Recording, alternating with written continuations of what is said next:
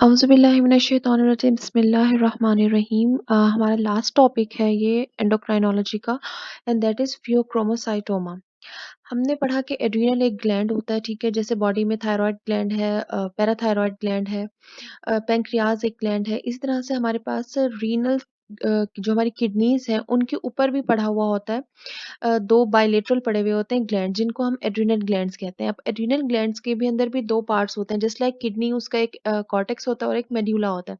Cortex में हमने पढ़ लिया कि उसके 3 तरह के हार्मोन्स होते हैं। मेड्यूला में क्या होता है, क्या पढ़ा होता है? हमें पता होता है कि मेड्यूला में से हमेशा कैटेकोलामीन्स सिक्रिएट हो रहे होते हैं, ठीक है? सिम्पैथेटिक सप्लाई के अकॉर्डिंगली और उसमें से कैटेकोलामीन्स बेसिकली क्या होते हैं? एपिनेफ्रिन और नॉरएपिनेफ्रिन होते हैं जो कि आपका सिम्पैथेटिक सिस्टम्स होते हैं के जो फंक्शंस होते हैं उनको एनहांस करते हैं, ठीक है?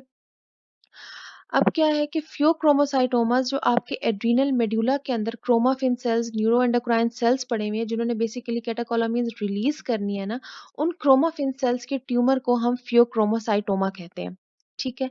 अब ये देखें, वी नो दैट कि ये रीनल है, किडनी के ऊपर एड्रीनल ग्लैंड पड़ा हुआ है, ठीक है? उसके ऊपर आपका एक बिल्कुल जो है ना किडनी की तरह ही उसी के इसका एक कॉर्टेक्स है, उसका एक मेडुला है, ठीक है? उसका एक कैप्सूल है।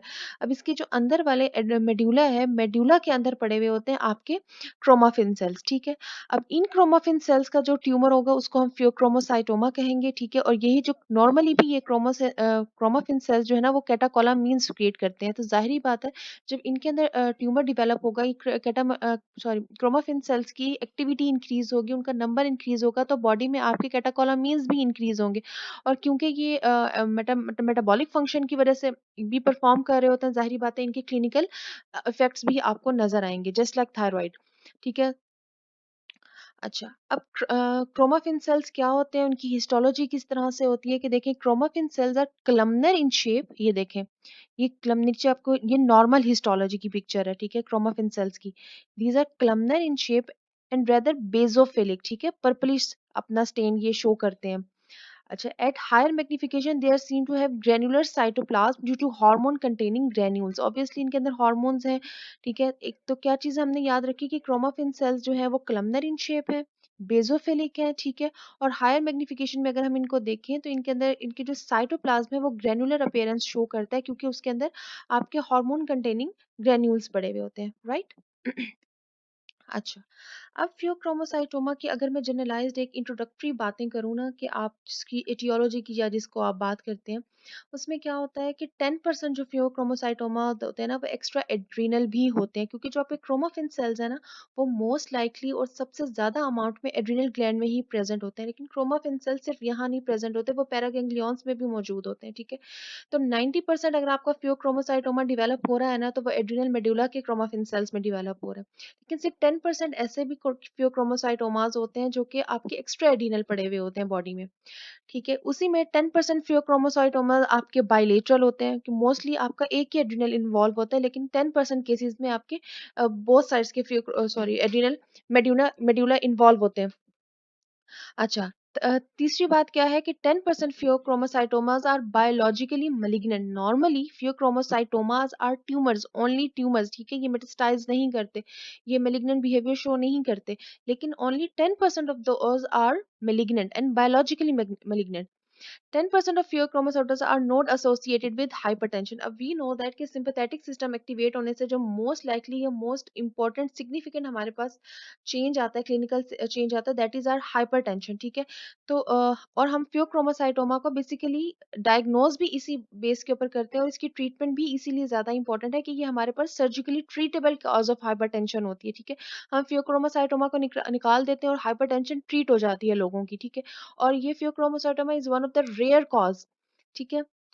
तो और उनमें से जो 10% फियोक्रोमोसाइटोम्स होते हैं, these are not even associated with hypertension, यानी कि वो हाइपरटेंशन कॉज़ नहीं कर रहे होते, वो इतना सब क्लिनिकली लेवल के ऊपर पड़े हुए होते हैं, लेकिन पड़े हुए होते हैं। तो ये आपने रूल ऑफ 10 से इसको इस तरह से याद कर लेना है ताकि आपके एमसीक्यूज़ यहाँ से कवर हो जाएँ। नेक्स्ट अगर हम इनकी बात करें कि तो जीन्स कौन-कौन से इन्वॉल्व होते हैं, आपने बस इनके नाम भी कर लें या इनको ब्रॉड कैटेगरी में हमने डिवाइड किया, ये ज़्यादा इम्पोर्टेंट बात नहीं है इसमें। कौन-कौन से जीन्स होते हैं, 2 तरह के जीन्स के ग्रुप हैं। एक वो जीन्स जो कि ग्रोथ फैक्टर रिसेप्टर पाथवे की सिग्नलिंग को एनहांस करते हैं, ठीक है? वो एक लिस्ट ऑफ जीन्स होगी, वो सारे जीन्स इसके अंदर इन्वॉल्व होंगे और दूसरी वो कैटेगरी की जीन्स की होगी जो कि ट्रांसक्रिप्शन फैक्टर एचआईएफ 1 अल्फा की एक्टिविटी को एनहांस करते हैं, ठीक है। तो 2 टाइप्स ऑफ जीन्स की इसके अंदर इन्वॉल्वमेंट होगी। अब उस टाइप्स में अनलिमिटेड हमारे पास एक पूरी लिस्ट आती है, उसमें आपको जाने की ज़रूरत नहीं है, बस आपने इनकी ब्रॉड कैटेगरी देख लेनी है कि इस किस्म के जीन्स इन्वॉल्व होते हैं। अगर मैं अब इसकी ग्रॉस मोर्फोलॉजी की बात करूँ तो ऑब्वियसली इसमें क्या होता है कि ये एड्रिनल ग्लैंड के अंदर मौजूद है, ठीक है? एड्रिनल मेड्यूला में मौजूद है।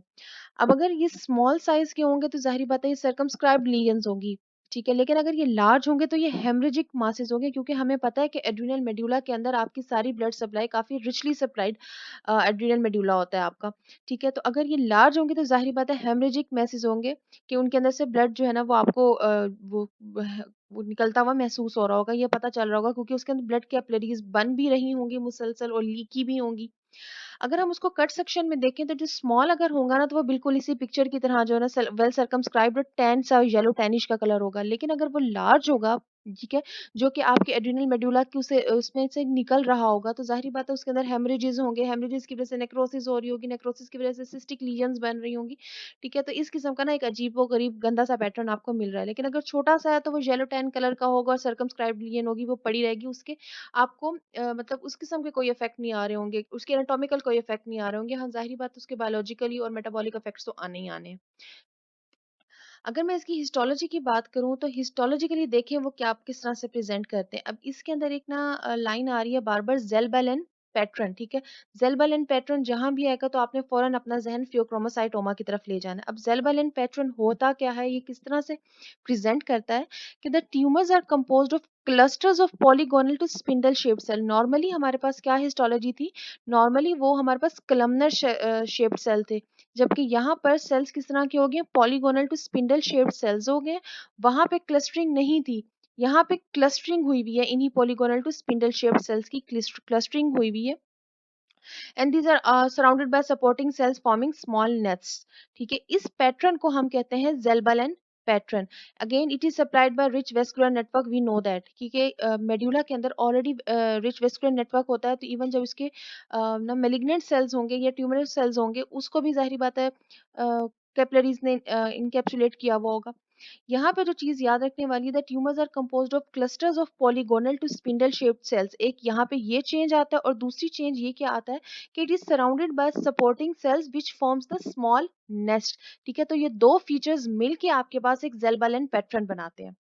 अब अगर मैं आपको इस तरह से दिखाऊं, ये देखें, ये हमारी वही पुरानी नॉर्मल हिस्टोलॉजी है एंड ये हमारे पास जो आपकी रॉबिन्स की डायग्राम है वो बनी हुई है, ठीक है। यहाँ पे एक प्रॉपर आपको क्रोमोफिन सेल्स नजर आ रहा है, जबकि यहाँ पे है फेजेटली स्ट्रक्चर जो है ना आपके पास सेल्स अरेंज्ड है, लेकिन यहाँ पे क्लस्टरिंग हुई हुई है। ये देखें, ये एक गोल गोल दायरा, ये दूसरा गोल दायरा, ये तीसरा गोल दायरा, ठीक है। और इनके अंदर ये जो यहाँ पे आपको व्हाइट पैटर्न्स नजर आ रहे हैं ना, छोटे छोटे व्हाइट, ये बेसिकली आपकी ना ब्लड वेसल्स हैं जिन्होंने इन नेस्ट्स को सेपरेट किया हुआ है, ठीक हो गया। तो ये है जी आपका फियोक्रोमोसाइटोमा और इनके अंदर जो सेल्स हैं, दीज आर योर और एक और बात भी इसमें आप डिफरेंस डाल सकते हैं कि क्रोमोफिन सेल्स नॉर्मली आपके बेसोफिलिक सेल्स होते हैं, जबकि वो ट्यूमर सेल्स में जब कन्वर्ट हुए हैं तो वो मोस्टली इओसिनोफिलिक पैटर्न की तरफ जा रहे हैं, ठीक हो गया। अच्छा, अब अगर मैं इसकी मेटास्टेसिस या स्टेजिंग की बात करूं कि हमने देखा कि इसके अंदर मैलिग्नेंट भी केसेस मौजूद होते हैं 10%, तो उसमें हम किसको कैसे प्रिडिक्ट करेंगे? जाहिर बात है नॉर्मल जो हमारे पास वो कैंसर्स होते हैं तो उसमें हम लोगों ने एक स्टेजिंग की हुई होती है कि म्यूकोज़ा का क्रॉस करेगा, सब म्यूकोज़ा का क्रॉस करेगा, तो स्टेजिंग के लेवल्स हैं।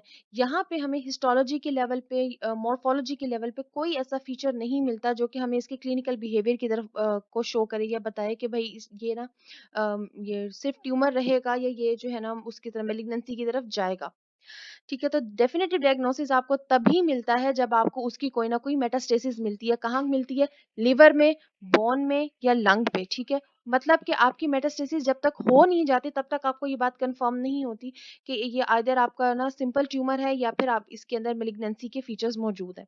ये मेटास्टेसिस के बाद यानी कि जब पानी सर से गुजर चुका होता है तब हमें पता चलता है कि ये मतलब ये मेलिग्नेंट ट्यूमर था।